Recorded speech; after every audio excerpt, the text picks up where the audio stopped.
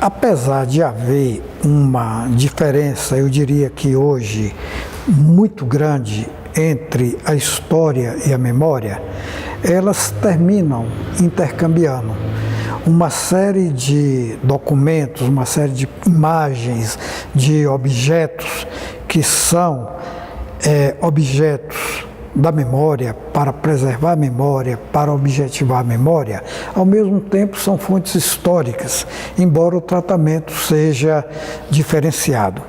Essa memória institucional, vamos dizer assim, ou essa busca de preservar a memória institucional é uma coisa importantíssima.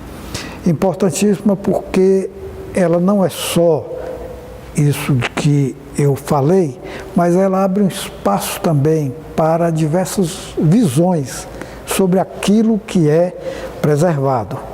De repente você tem uma imagem preservada que representa o ideal político daquele momento. Nós temos aqui na Câmara, por exemplo, não é uma imagem de Péricles Guzmão Regis. Por que Péricles Guzmão Regis? Ele está vinculado a um momento traumático para a vitória da conquista, mas ele está vinculado também a um momento de democracia. A sua pregação de um democrata no seu tempo e depois a adoção pela Câmara de Vereadores do Dia da Memória, que corresponde ao dia vinculado, não é, à morte de Péricles Guzmão Regis, aquele momento, naquela mesma semana. Aí há de se perguntar, esse privilegiar de uma imagem significa o quê para a Câmara e para a nossa geração? Para outra geração, teria o mesmo significado? Aí então vai se trabalhar com aquilo que é permanente e que aquilo que é de exposição de determinado momento. É claro que numa celebração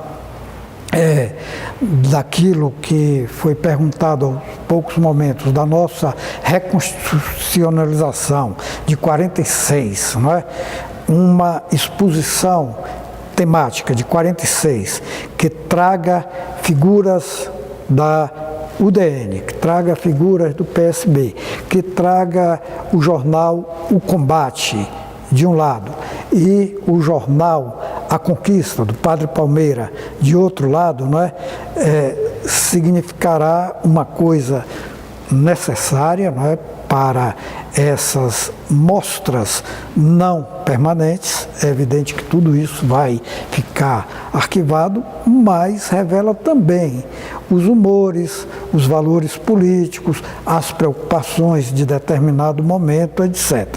Então você tem até mesmo essa possibilidade de julgamento por parte daquele usuário, não é?